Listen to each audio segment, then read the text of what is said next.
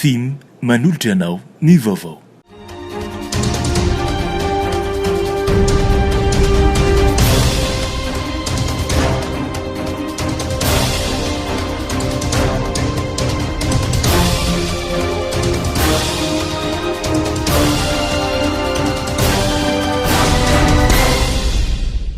Manatitra ny araba indray tompoko lasy tompoko vavy ary manasanao mpanajana anaraka ny fotoana ny fampalalama-baovao eto amin'ny fahitalavitra matv amin'ity alina ity. Notanterana omaly teny amin'ny lapam-panjakana ny avoloa ny filan-kevitry ny minisitra izay notaria ny filoham-pirenena Andry Rajoelina anisan'ny noresahana tao anatin'izany ny fanamafisana ny ady amin'ny kolikoly ny andindiny avetraty. Entitra ny filoham-pirenena Andry Rajoelina amin'ny tokony siny ny fahitsiana amin'ny fanatanteran'ireo minisitra ny asany tao anatin'ny filan-kevitry ny minisitra ny tanterana omaly ny tan'ny filoham-pirenena Andry Rajoelina ireo minisitra mba hitandrina amin'ny fanatanterana ny andraikitr'izy ireo mba ho lavitry ny kolikoly indrindra amin'ny sehatry ny fanomezana tsena maro-panjakana. Nandritra ny filan-kevitry ny minisitra io ihany koa dia nisan'ny famelabelaran-kevitra nataon'ny filohan'ny CSI na ny comité pour la sauvegarde de l'intégrité Saondra Rabenarivo nampahafantarina tao anatin'izany ny momba ny paikaty-pirenena mikasika ny ady amin'ny kolikoly izay nasiana fanatsarana ny politika pirenena momba ny fanatsakana tsara tatana ny asan'ny CSI sy ny fifandraisan'izany amin'ny asa-panjakana. Nampatsiahy ihany koa ny filohan'ny CSI ny mikasika ireo fampitam-baovao no raisina teo anivon'ny filan-kevitry ny minisitra ny 20 febroary 2024 izay nijery manokana mikasika ny fanadiovana ny tsenam-panjakana ka hiadievana amin'ny marché fictif ny fanadiovan'ireo fanadina-panjakana hidiranao mpiasa-panjakana ambony ny ady amin'ny kolikoly amin'ireo sehatrasa hianteheran'ny fiainan'ny vahoaka toy ny fitsarana ny fitandronan'ny filaminana ny hetra ny faditseranana tafetra amin'izany ihany koa ny tsy maintsy anasaziny ireo mpanao kolikoly. Eo ihany koa ny fanomezana lanja ny fisorohana izay mifanindran-dalana amin'ny famaizana na répression ny fanatsarana ny isa azo na ny score indice amin'ny ady amin'ny kolikoly amin'ny fandraisan'ireo ministera sy ny sampandраram-panjakana ireo fepetra mahomby isorohana ny kolikoly. Voalasa tao anatin'ny tatitry ny filan-kevitry ny minisitra ihany koa fa betsaka ny ezaka nataon'ny fitondram-panjakana mikasika ny sehatry ny ady amin'ny kolikoly raha tsy teny afa-tsy ny fandraisan'ny filoham-pirenena ny didy tsy volana mikasika ny recouvrement des avoirs illicites ankoatra ny fanendrena tompony andraikitra ambony eo anivon'ny ministera samihafa nisy ihany koa ny fankatoavana ny fampitam-baovao mikasika ny fanamboarana ifitoerana manokana ho an'ny asa-tanana malagasy antsoina hoe cité des métiers ao Ivato Ambohidratrimo. Teo ihany koa ny fangatana fanampim-bola ho fampitaovana trano fiasana manara-penitra misa sivy sy fividianana fiara misa enina ao anatin'ny nouveau projet d'émergence ho an'ny eto anivon'ny ministeran'ny mponina. Nitarika resabe ary nazovana tao anatin'ny herinandro izao indrindra tamin'ny tamazotra tserasera ny famoahana fiainana manokana sy fanaratsiana ireo olona izay ambony eo anivon'ny androm-panjakana samihafa ho an'ny mpamakafaka politika Daniela Coutson dia ady hevitra mandany andro ary tsy mitondra fampandrosoana ho an'ny firenena ireny sy nambarana ihany koa fa ilaina ny fanaovana ny fanabeazan'olom-pirenena vanina eto amintsika fanazarana. Foana mila manao éducation civique any ampianarana impiritsika amin'ny resadresaka an'izany fa aiza foana ny fandraisana ndraiky ny fitondram-panjakana nisy ny PSE nisy ny anona tsy mbola misy mihitsy ny fanatsarana ny finiavana ny fitondram-panjakana anatsara ny resaka fampianarana satria tadidimo amin'ny fampianarana ihany no mahatonga ny fanovana toe-tsaina ka reny zavatra misera rehefa amin'ny tany reny ao moa ny resaka diabolisation tadidio tsara fa politika ny lalaovina misy foana amin'ny fanaratsiana. Raha ny resaka toetra maha-olombelona hoe fampirafesana sy ny sahala amin'izany tadidio fa nisy fitondra filoham-pirenena vahiny nisy an'izany nisy prime ministre fitany ivelany misy an'izany amin'ny maha-olombelona misy foana izany na firenena aiza na firenena aiza fa tsara ho fotsiny hoe rehefa tonga any am-piasana ianao ka miresaka an'iny atsasakadiny aloha maty eo mirava mandritra ny tontolon'ny andro vao mijery Facebook ianao ka misy vaovao hafa eo indray aloha fefakadiny. Dikan'izany zany mahatonga ny diversion mahatonga antsika tsy ho productif ho tsisy mialatsina tsy mahatonga antsika tsy ho mamokatra tsara reny fanodododona-tsaina reny dia inona ny zava-miseho isan'ny firenena faran'izay mantra foa Madagasikara. Tokony ho ezahany fitondram-panjakana mihitsy zany hoe ahoana ny fomba ataontsika mba ho isan'ny firenena faran'izay mandroso vahoaka manan-karena ny tompony ary vahoaka mianatra vahoaka mahay fa rehefa hainy fitondram-panjakana mametraka an'izay politika izay dia mba resaka changement climatique no resahan'ny olona fa tsy resaka commérage fa ny zavatra ohatran'ireny mampalahelo fa ataoana moa fa zay aloha ny zava-misy manantena fa ho atsika rehetrarehetra mba tonga saina tsy andany fotoana resaka amin'ireny fa tena mba hanokatra. Nanomboka ny volana marsa 2024 nanakatona ny sistany Madagasikara noho ny valana retina Covid-19 ary amin'izao fotoana izao dia miomana amin'ny fanokafana tanteraka izany isika. Momba io indrindra dia nitondra ny heviny Dany Rakotoson izay sady mpamakafaka politika no mpandraraha aram-pizahantany ihany koa. Vola Ravoavy sy Mamy Rasamily. Mbola samy matahotra ny Covid-19 avokoa ny olona maneran-tany amin'izao fotoana izao. Ahafahana misarika mpizahan-tany tonga eto amintsika dia ilaina ny mametraka politika mazava amin'ny fiarovana ny mponina amin'ny Covid-19 hoy Dany Rakotoson. Ary ho an'ity mpamakafaka politika ity dia tsisy afa-tsy ny fanamafisana ny fanaovam-bakisiny ihany no vahaolana amin'izany. Eo amin'ny resaka fizahan-tany moa tadidio fa misy tadidio fa iny zavatra niainantsika teo iny angeka crise internationale. Na zareo ihany koa raha zany manana an'izay crise zay samy mbola matahotra daholo ary eo foana mila petraka hoe Madagasikara mila petraka ny image zany manana mahametrise tsara ny resaka problème sanitaire na ny fandraisana io na ny resaka vaccine io. Mampalahelo mbola vao any amin'ny mbola 300 mbola tanjony fitondram-panjakana ary hitako hoe tsy mety mihitsy zavatra zay satria raha hitany valiny any ivelany fa tena miaro ny fanaovana vaccine ka tsy fantatra hoe inona ny mbola ho apetraka amin'ny fitondram-panjakantsika reto entina ilazana hoe tena io vaccine ihany ange vahaolana ary tsisy afa-tsy ihany no ahafahantsika mamerina amin'ny laona zany hoe fizahantany zany satria mila fatokisana ny mpizahatany hoe io fa tena vita vaccine marina betsaka ny vaccine à Madagasikara betsaka ny vita vaccine satria raha ho aty Madagasikara izy ka sao dia sanatria tapoka sendra ny 3e vague dia matahotra ry zareo satria kely le vita vaccine. Ka zay zavatra zay anisan'ny critère tsy maintsy apetraka ny fitondram-panjakana hoe fanomezana tetika politika mazava tsara amin'ny fiarovana ny vahoakany ary zay zavatra zay hita amin'ny mpizahatany tsara zay zavatra zay hoe tena io marina fa miaro ny vahoakany le fitondram-panjakana azo hanaovana fivanianana tsara zany amin'ny Madagasikara. Tsy mbola ireo mpizahantany araky ny anambarany Dany Rakotoson ho avy eto Madagasikara rehefa miverina misokatra ho an'ny zotra mpiara-manidina samihafa ny abakabaky Madagasikara. Raha ny tena marina moa ny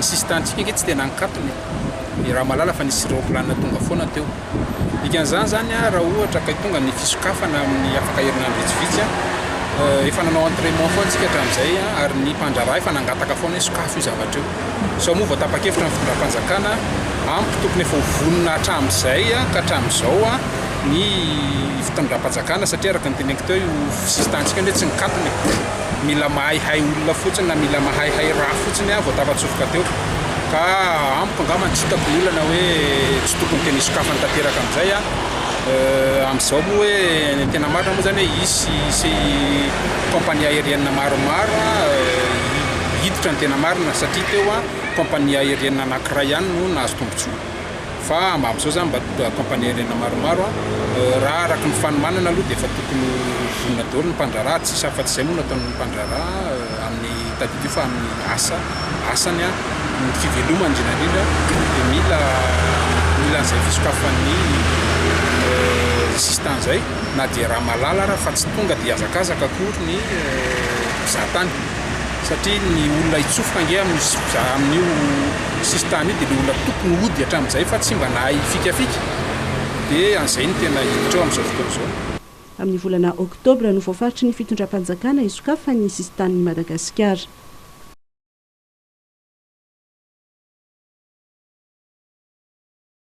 Mbola mitoetra ny valan-dretsina Covid-19 na dia mihena azy anisan'ny ireo voan'izany.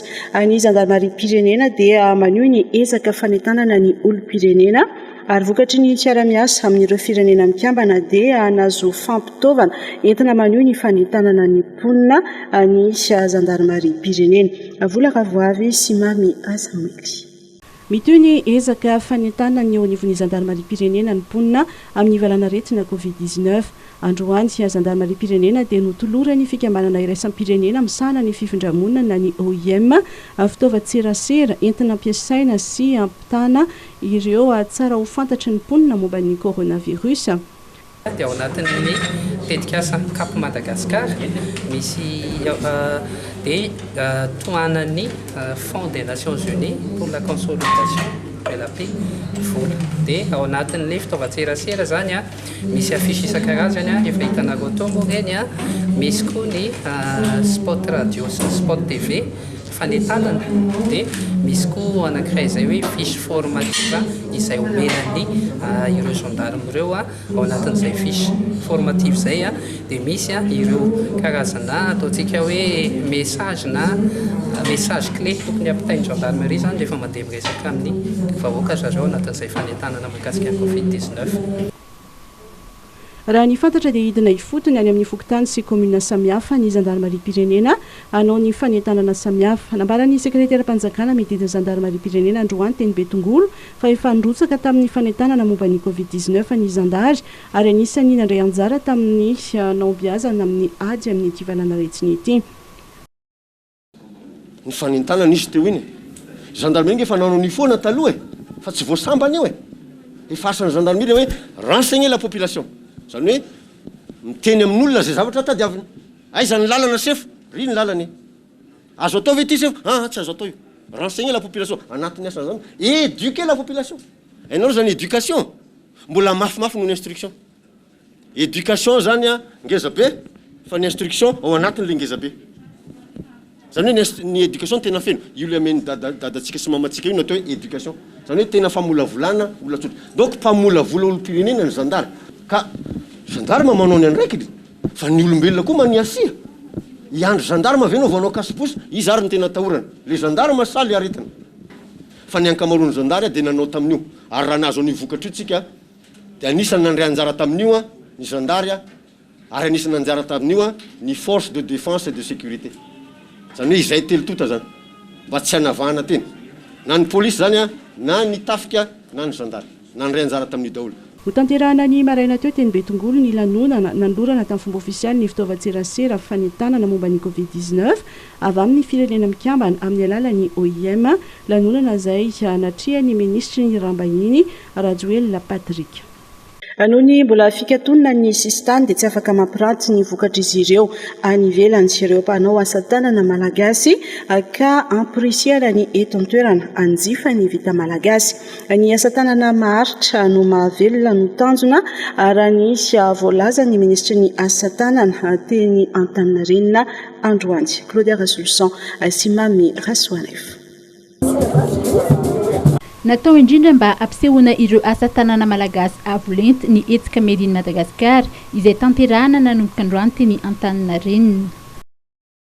Tena tanjona amin'ny expo vente Made-in Madagascar dia ampahafantarana ny asa tanana malagasy zany hoe natsara ny asa tanantsika vita eto an-toerana dia koa amin'izao fotoana izao mety ny sistany zany dia tsy afaka mandeha makany ivelany izy vao mi-exposé ny entana dia zany antsika eto an-toerana zany mila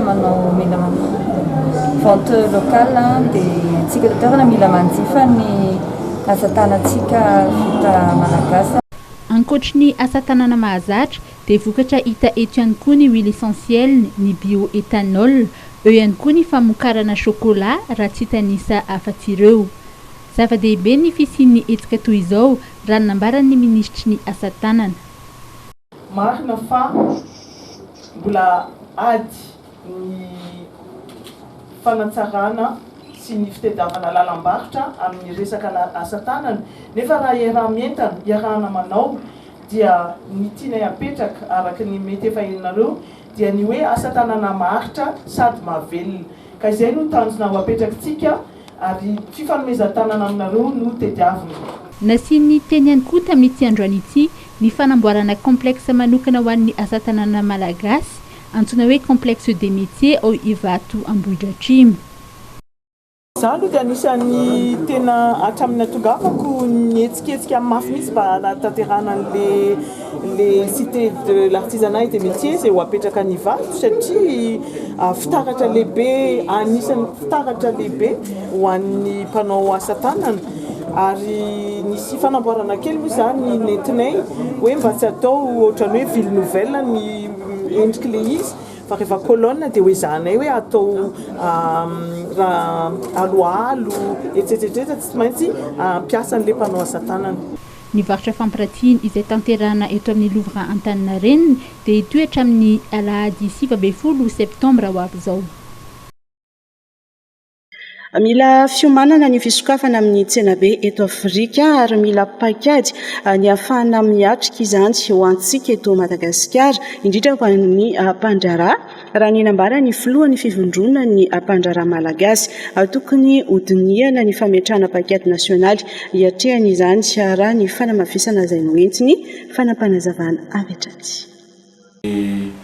Mpandraharaha amin'ny ankapobeny so an'ny olon-tsotra ihany koa dia zava-dehibe izany hoe fiandrasana ny fisokafana sisy tany izany. Mahita tombony amin'io mazava ho azy ny toe-karena malagasy satria fivezivezen'ny olona mitombo fivezivezen'ny varotra ary fivezivezen'ny olona sy fivezivezen'ny varotra no mampitombo ihany koa fivezivezen'ny vola. Ahita tombony be dia be amin'io voalohany zareo mpisehatra amin'ny fizahan-tany mazava ho azy. Raha malala fa ny fizahan-tany mantsy dia mahakasika mihitsy sehatra hafa ihany koa tahaka ny hoe ny fambolena sy ny fiompiana satria betsaka ireo mpamboly sy mpiompy izay atao hoe mamatsy an'ireny hôtely mpandrahy vahiny avy any ivelany ireny. Fa ankoatran'izay tena tsy azo tsinitsinyavina mihitsy dia ny mpanao asa tanana izay mivelona be dia be mihitsy noho ny fisian'ny atao hoe mpizahan-tany. Ary raha malala fa ny mpisehatra amin'ny mpanao asa tanana dia mahatratra roa tapitrisa eto Madagasikara. Dika izany fa nandritra ny herintaona mahery dia tena nijaly mihitsy mpanao asa tanana.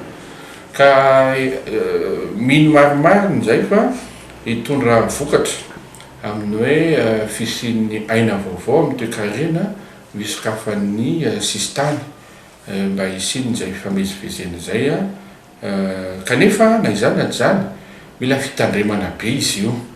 Mila fitandremana satria tokony araha-maso amin'ny fomba entitra kokoa ny fanajana indrindra le fioboana sy ny fanajana ireo fepetra ara-pahasalamana rehetra. Tsy hosokafana io dia tonga dia hosokafana be fa tokony mipetraka tsara mihitsy fepetra rehetrarehetra.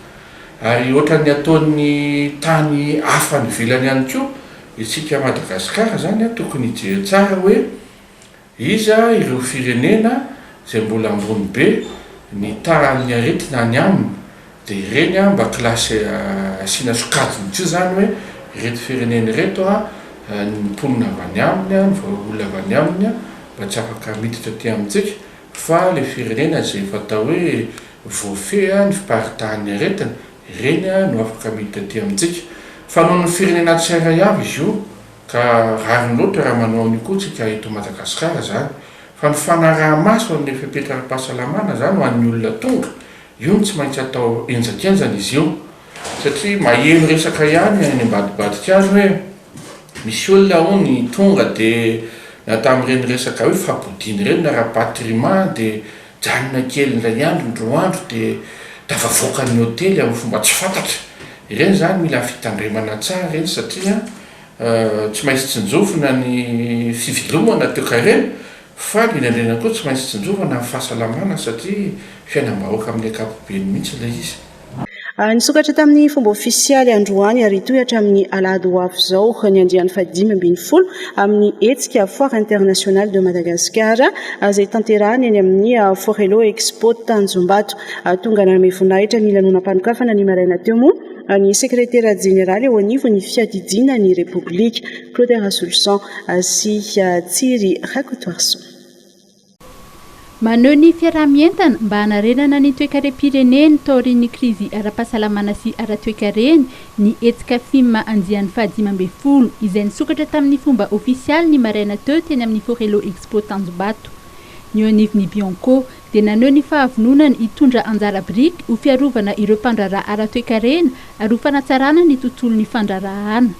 Zava-dehibe raha ny voalazan'ny télé générale-ny Bianco ny dématérialisation ho fialana amin'ny mety ho fanaovana kolikoly, eo ihany koa ny fametrahana ny fitsipy-pitondran-tena na ny code de conduite isaky ny seha-piarina.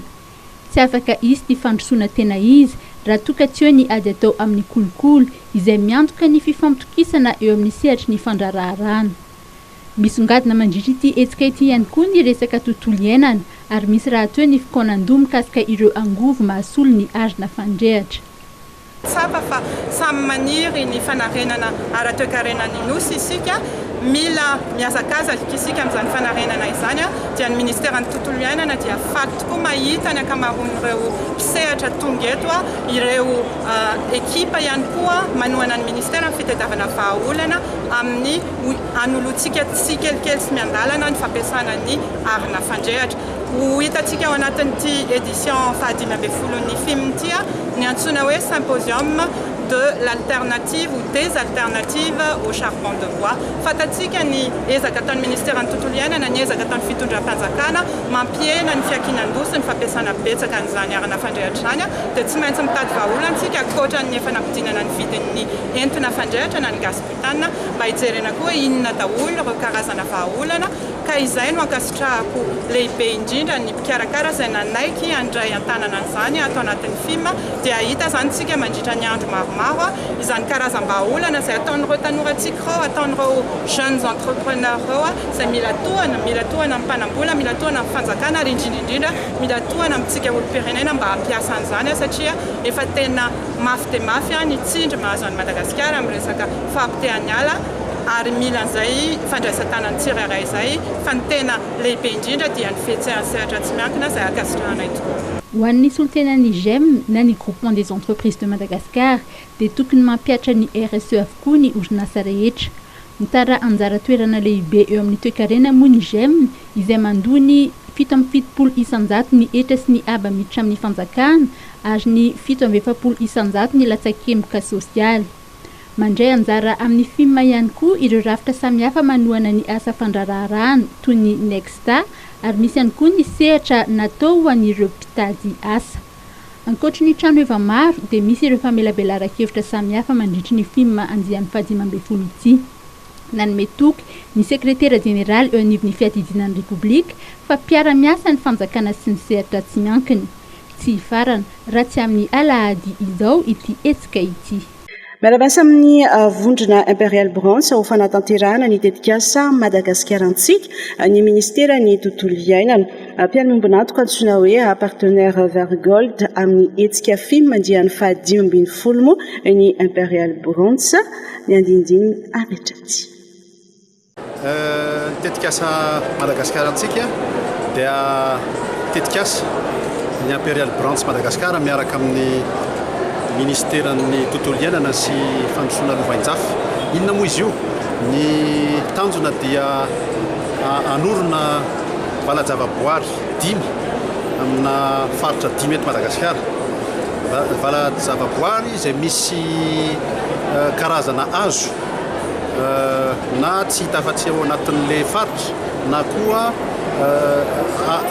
hazo zay aingam-pitombo.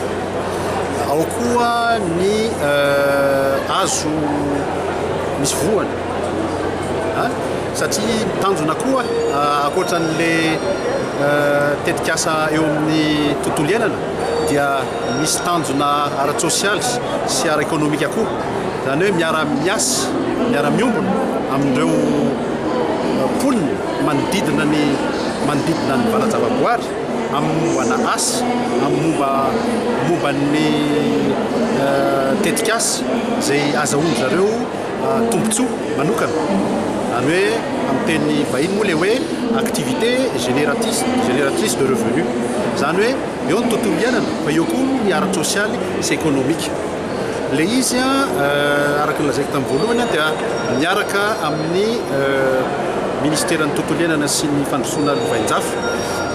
Zany hoe ilay tetikasa mandritra ny telo taona no sahanana an'ilay izy fa eo afaka ny telo taona dia ny ministera no tantana an'ireo valajavaboary ireo. Zay.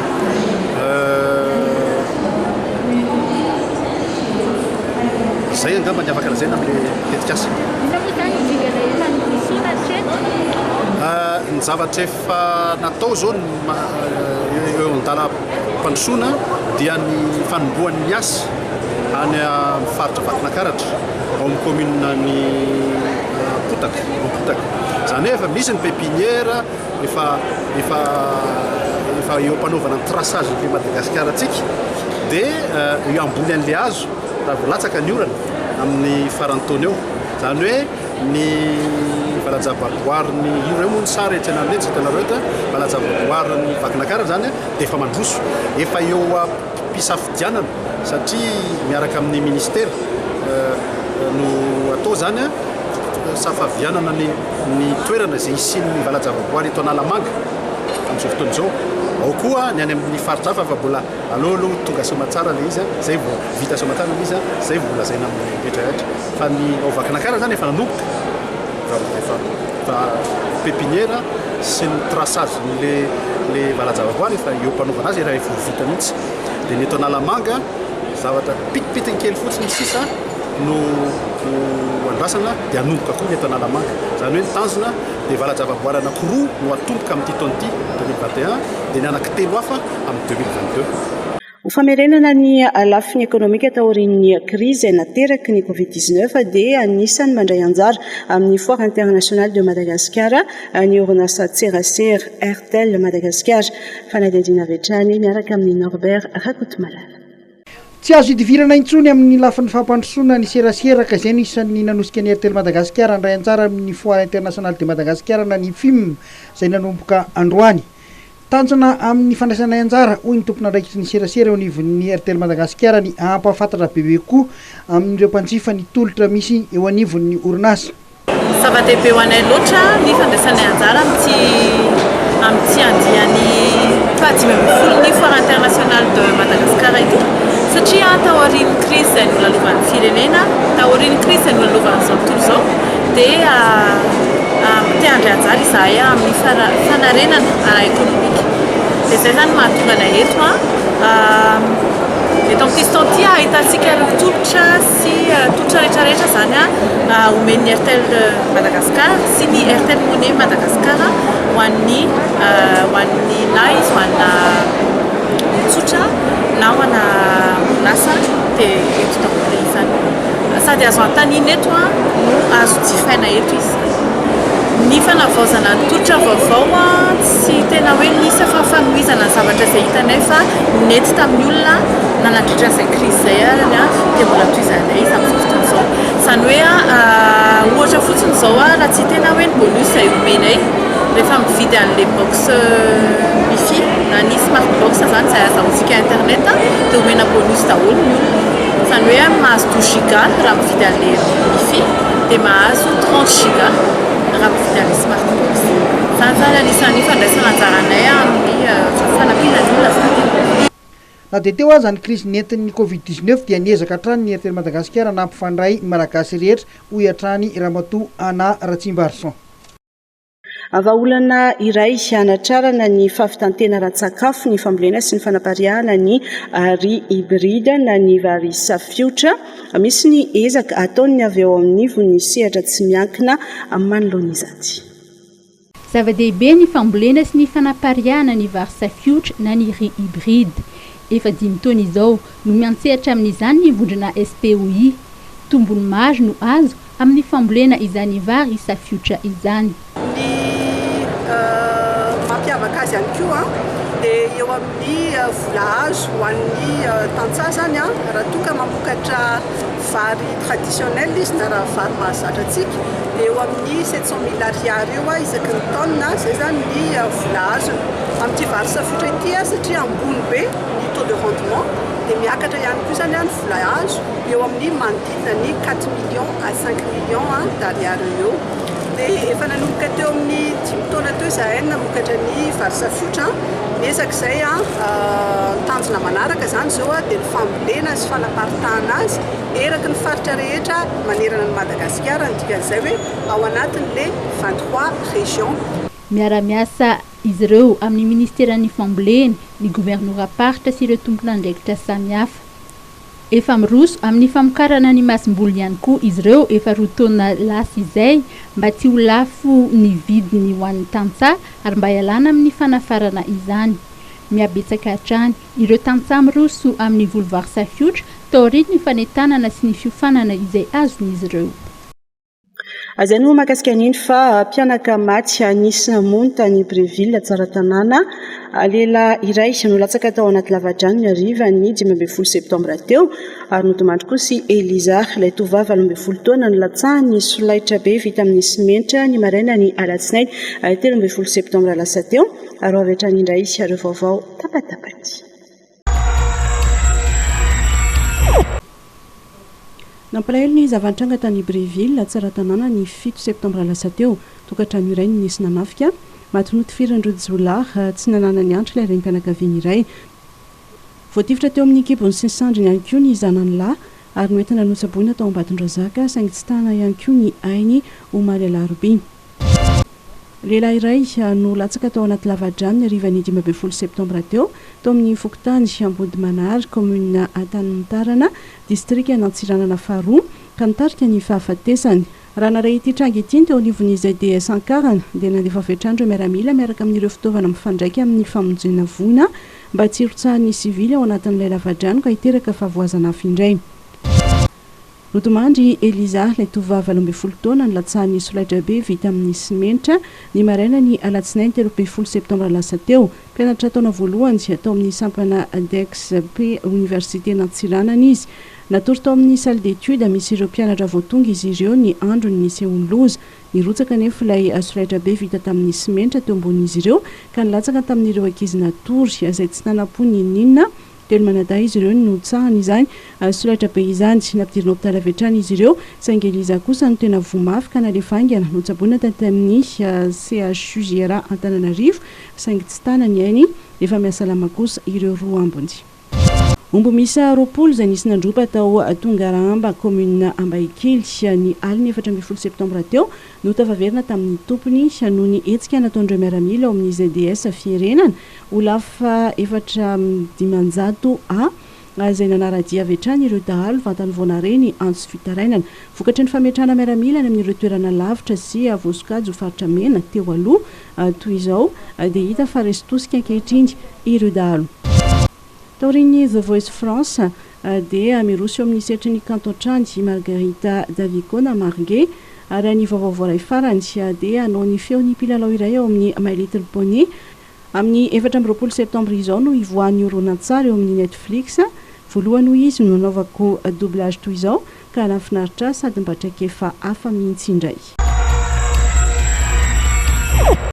Ny tokony kosa ireo mpiasa PAT na personnel administratif et technique eo anivon'ny université Nandrainjato Fianarantsoa nanao dia be izy ireo ary nandoro fiara ho fanehoana ny fitakiana izay mikasika ny famoahana ny fehezan-dalàna fampiarana ny fandoavana ny prime de technicité an'izy ireo ny fandraisana ho mpiasa raikitra ny ECD ary ny fanaovana reclassement an'ireo mpiasa efa tokony isitraka izany raha ny fanazavana dia efa niona tamin'ny gouvernora ny mahatsatra ambony izy ireo ary nilaza ity farany fa ifampiresaka amin'ny minisitra tompony andraikitra raha ny tatitra azon'ireo PAT dia tokony nampidirina tao anatin'ny filakevitry ny minisitra Omaly ny mikasika azy ireo tsy izay anefa no nitranga ka nahatonga ireo mpiasa nanao izao fitokonana izao araka ny fampitam-baovao voaray avy any an-toerana dia mikasa ny anidiny office du baccalauréat izy ireo raha mpitso raha toka tsy voavaly ny fitakiany.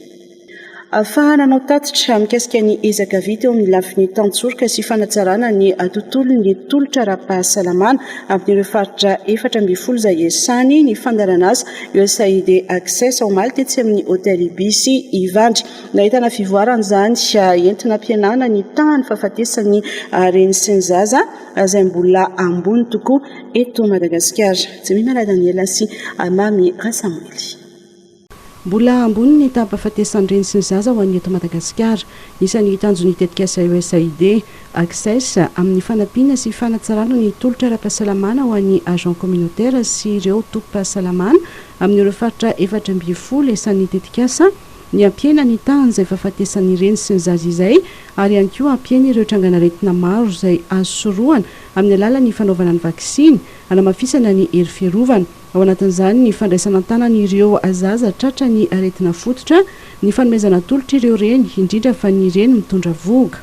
Anisan'ny tanjona dia ny fandraisana anjara amin'ny fampihenana ny taham-pahafatesan'ny reny sy ny zaza ary ny zazamena vava. Zay zany anisan'ny tanjontsika. Ankehitriny raha mijery hoe impacte ny projet zany tsy vitantsika androany zany hoe androany dia amin'ny lalana sivoka sy rehetrarehetra eo fa ny lalana mandeha makany amin'izay ireo ezahantsika hifampizarana. Mino kosa izahay zany tsangana teo misy namana nanala ohatra ny tany dia zaraiko aminareo rehetrarehetra satria ilainareo rehetrarehetra izay valiteny izay ahoana ny ahafahany amin'ny teny fa mandeha makany amin'ilay hoe fampihenana ny tany fahafatesana sy ny faharariny sy ny zaza dia eto anisan'ny tanjony ministera izay tsy izay kory no misolo vava ministera fa anisan'ny mpiara-miombonandroka izay manampy ny ministera amin'ny fahasalamana dia ny hoe hanatonany ireo olombelona rehetra eto amintsika ny tobi-pahasalamana sy ireo mpiasa amin'ny fahasalamana ny agent communautaire io na ny any amin'ny CSB io na ny any amin'ny hôpitaly io anatonany andreny fa tsy hanaovanany zavatra izay tsy mifanaraka amin'ny tsy tokony ho izy any amin'ny toerana misy azy. Betsaka ireo ezaka vitan'ny USAID Access tao anatin'izay roa taona sy tapany ny siny ny tetikasa izay. Misy 770 ireo tobi-pahasalamana voakasika ny tetikasa sy ny sitraka ny fanampiana ara-materialy na fampitaovana ary natratra 7 tapitrisa kosa ireo olona misitraka ny tetikasa. Maro arak'izany ny aina vovonjy tao anatin'izany. Nahitana fitombony ihany koa ireo vehivavy nisitraka ny fandrindram-piterahana izay nahatratra 10 alina sy 2 tapitrisa mahery anomanohy manao izany. Ary ho an'ireo areny mitondra vohoka kosa indray raha nianga tamin'ny 4 alina izany ny volana novambra 2024 dia tafakatra 450 sy 8 sy 10 alina sy 4 izany amin'izao fotoana izao. Ho an'ny tazomoka kosa izay sehatra iasan'ny USAID Access dia ny tombo ireo zaza vita fitiliana sy nanaraka fitsaboana raha toa ka vao marina fa tena voan'ny tazomoka. Mbola mitohy ao anatin'ny roa taona manaraka araka izany ny tetikasa iarahan'ny ministeran'ny fahasalamam-bahoaka miaraka amin'ny tetikasa USAID Access. Etsika telo sosina no tanterahana teny amin'ny komini Sabotsinamehana androany. Anisan'izany ny fanatanterahana ny fitsarana amin'ny tetivohitra, fanomezana sora-pahaterahana sy fanohizana ny fitsarana miaramila. Vola Ravoavy sy Mami Rasamoly. Singa manamarina ny maha-olombelona ny fananana ny sora-pahaterahana. Mbola betsaka nefa ireo tsy manana izany ao anivon'ny komini Sabotsinamehana ao anatin'ny distrika Antananarivo Avaradrano. Anton'izay nanatanterahany fiadidiana ny tanànan'ny Sabotsinamehana etsika fitsarana amin'ny tetivohitra ary nanomezana sora-pahaterahana ho an'ny olona misy 50 sy 200.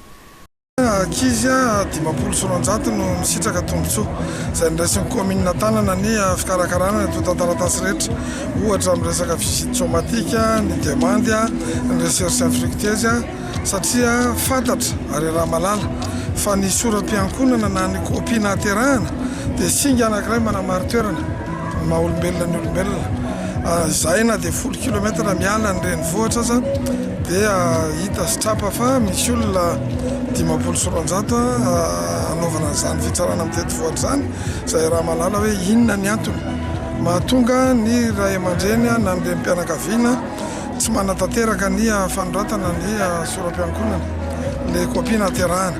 Nefa ny lalàna dia efa mamaritra fa ray volana zao no fotoana ahafahana manao ny fanambarana fa tsy ohatran'ny taloha 12 andro intsony. Izany hoe malalaka tsara ny fanaovana n'ilay sora-pahaterahana izay anisan'ny singa anankiray maha-olombelona ny olombelona. Ka izao hetsika izao no natao dia mba hanamarina toerana maha-olombelona ny olombelona ary faharoa hanomezana lanja ny sora-pahaterahana. Ka izay eto amin'ny fiadidinan'ny komini Sabotsinamehana dia efa isa-taona manao an'izao hetsika izao ary isaorana ireo mpiara-miambinantoka amin'ny fanomanana sy ny fanampiana satria manao zavatra tsy mora. Isaorana ihany koa ny ministeran'ny fitsarana satria zava-dehibe loatra ny fidirana ty fotony tahaka an'izao ataony zareo amin'izao fitsarana amin'ny tetivohitra izao. Ankoatr'izay dia notanterahana androany ihany koa ny fitsarana miaramila ho an'ny zatovolahy sy vavy ao anatin'ny komini Sabotsinamehana. Navitrika ireo tanora teny an-toerana nanatanteraka ny fitsarana miaramila na omaly tamin'ny andro voalohany sy tamin'ity androany ity. Dia maly sy androany no fitsarana miaramila ho an'ny zatovolahy 7 taona ka hatramin'ny 13 taona izay mbola tsy ny tsara. Ka ho an'ny komini Sabotsinamehana dia nanao antsoavy izay amin'ny fiadidinan'ny komini amin'ny tsarana miaramila satria anisan'ny piesy anankiray ilainy ny lehilahy na ny vehivavy ny fahavitana fitsarana miaramila na ny fanompona miaramila eo anivon'ny firenena izay verinay fa manana ny lanjany ato anatin'ny raharaham-pirenena ka androany no nanatanterana zany teto anatin'ny kominy Sabotsynamena dia misy olona mahaly zao efa andro faharoa androany 570 soronjato ny lehilahy sy vavy maly ary androany zany dia mbola mitohy androany hatramin'ny hoe zay tonga rehetra eo dia raisiny reto solitera ny ministère en défense eto daholo ny fitsarana miaramila ary maso mahita sofina mandrefa tonga mavitrika ny zanaka malagasy amin'izay fanefana ny adidy amin'ny fitsarana miaramila zay. Androany ihany koa no nitondrosaina tao Sabotsynamena ny famarotana amin'ny vidiny mora ny fatana amin'ny tsitsy miisa 500 natao ny fikambanam-behivavy ao anatin'ity community miaraka amin'ny PNUD etsika izay tafiditra amin'ny fampianana ny fampiasana arina izay mandripaka ny ala. Ivadika amin'ny lafiny fanatanjahantena kosa indray isika sokatra tamin'ny fomba ofisialy androany ny fampiratiana antsary ny tantaran'ny rugby teto Madagasikara nanomboka tamin'ny taona 5,750 ka mandraka ankehitriny. Bertin Zoto izay niara-ny asa tamin'ny masevoan'ny La France no tompomarika tamin'ity hetsika ity.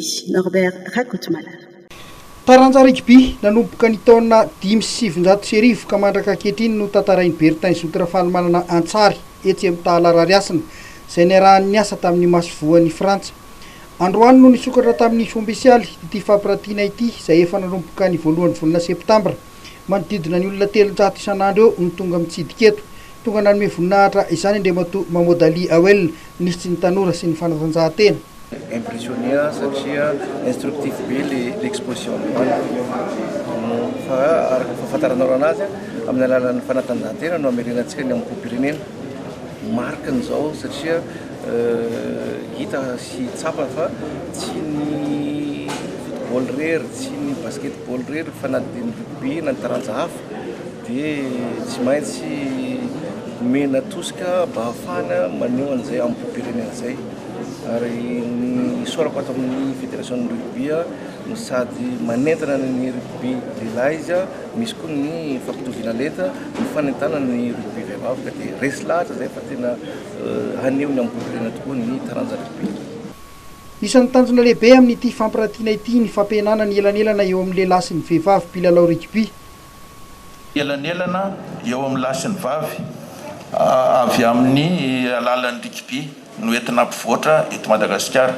Efa nisy moa fampiofanana eran'ireny voaparitany enina ka nanofanana mpampianatra sy mpanabe maro tamin'ny alalan'ilay fiofanana BAEDS. Ankoatran'ny fampirantiana eto amin'ny tahalarariasina dia misy ihany koa ny fampirantiana sary etsy amin'ny zaridaina Antaninarenina. Tonga nanome voninahitra ity lanonam-panokafana ity ihany koa Andriamatoa Christophe Bouchard masovoan'ny Frantsa eto Madagasikara. Ny 20 Novambra 2024 vao ifarana ity fampirantiana ity efa voarakitra amin'ny boky ihany koa ny tantara izay voadika amin'ny teny malagasy sy ny teny frantsay izay afaka jifain'ny rehetra. Dia izay ihany koa no netiko nanakatona tanteraka ny fotoanan'ny fampahalalam-baovao tamin'ity alina ity mankasitraka anao izay nanaraka izany hatramin'ny farany mametraka ny veloma mandra-pitafa indray tompoko lasy tompoko vavy. Film nanolotra anao teo ny vaovao.